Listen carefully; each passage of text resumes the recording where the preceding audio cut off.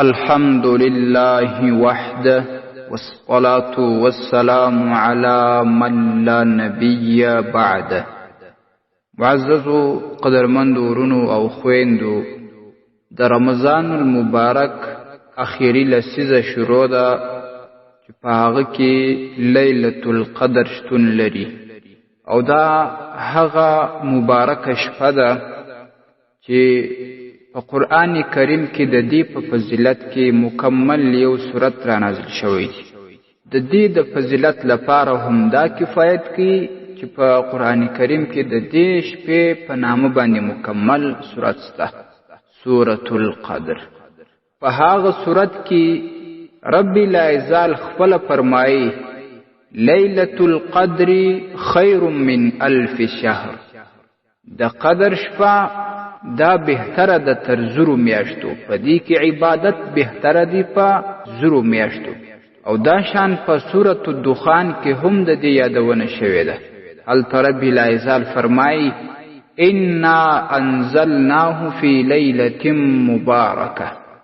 موږ د قرآن کریم را نازل کړی دی په شپه مبارکه کې چې هغه لیلة القدر ده، نو دلته خپله مبارکه هم ورته ویل شوي دي. بس دا فضیلت لپاره خو یې همدا کفایت کوي. امام نووي رحمه الله ډیره مختصره او ناشنا خبره لیکلې ده. هغه وایي چې د لیلة القدر شپه د کال په ټولو شپو کې افضله شپه ده او دا شپه به د قیامت تر ورځې پورې راځي او دا شپه د دې امت د خصوصیاتو څخه ده او تیرو امتونو ته دا فضیلت نو حاصل، هغه ته دا شپه نو ورکول شوی. او دا شان امام ابن کثیر رحمه الله د امام ابن ابي حاتم رحمه الله څخه یو روایت نقل کړی دی. الته هم ډیر عجیب خبره شوې ده چې یو ورځ نبی صلی الله علیه وسلم د بنی اسرائیل د څلورو کسانو ذکر وکړي چې هغه حضرت ایوب علیه السلام او دویم حضرت زکریا علیه السلام و دریم حضرت حزقیل ابن عجوز علیه السلام او څلورم حضرت یوشع ابن نون علیه السلام، چې دغه څلورو کسانو اتیا کاله د رب العزال داسې عبادت وکړي چې د سترګو د رب مقدار هم د الله نافرماني نه وکړه.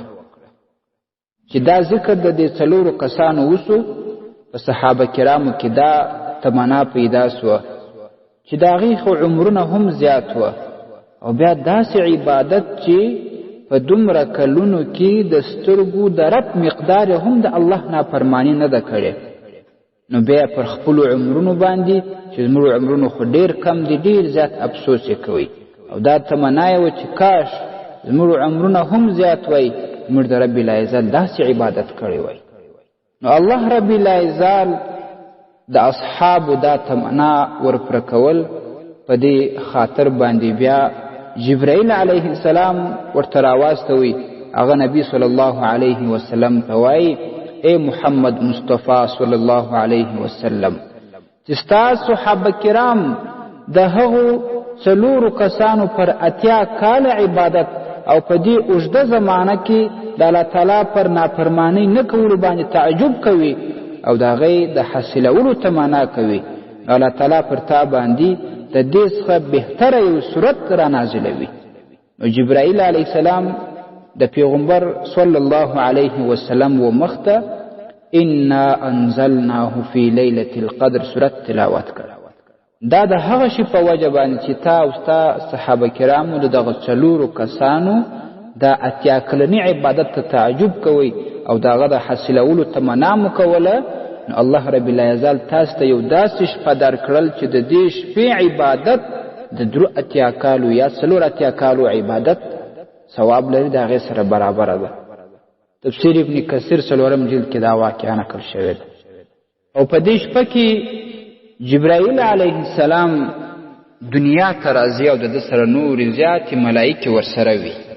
نبی صلی الله علیه وسلم فرمایي په شعب الایمان کې دا حدیث راځي اذا كان ليلة القدر نزل جبريل عليه السلام في كبكبة من الملائكة چې کله د لیلة القدر شپه سي نو جبرائیل علیه السلام په ټولۍ د نور ملائکو کې مځکې ته راشوسي. ومعهم لواء اخضر، د دې ملائکو سره یو زرغون بیرغ وي. فیرکز اللواء علی ظهر الكعبه، چې هغه بیرغ بیا پر کعبه شریفه باندې ودروي. او د 600 وزرونه دي چې په دې 600 وزرونو کې 2 داسې وزرونه دي لا ينشرهما الا في تلك الليله، چې هغه بل وخت نه خلاصوي، هغه بل وخت نه غوړوي، ولیکن په دا لیلة القدر شپه باندې هغه وغوړوي. فیجاوز المشرق الى المغرب، هغه وزرونه تر مشرق او تر مغرب پورې رسیږي. فيبث جبريل عليه السلام الملائكة في هذه الليلة، بیا جبريل عليه السلام ودا نور ملائکو ته متوجی سي، هغه ته وایي چې تاسو ولاړ سي او په تمام ممزکه کې خورې سي او د مسلمانانو حجرو ته ورسي، د مسلمانانو مسجدونو او کورونو ته ورسي چې کم مسلمانان په نن شپه کې ولاړ وي او یا ناست وي، لمونځ کوي، ذکر کوي، عبادت کوي، تلاوت کوي، درود شریف وایي.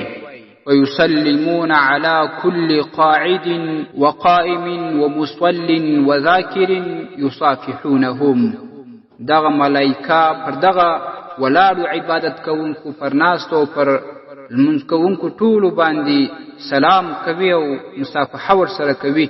ويؤمنون على دعائهم، او آمین آمین وای دغه عبادت کوونکو پر دعاو باندې.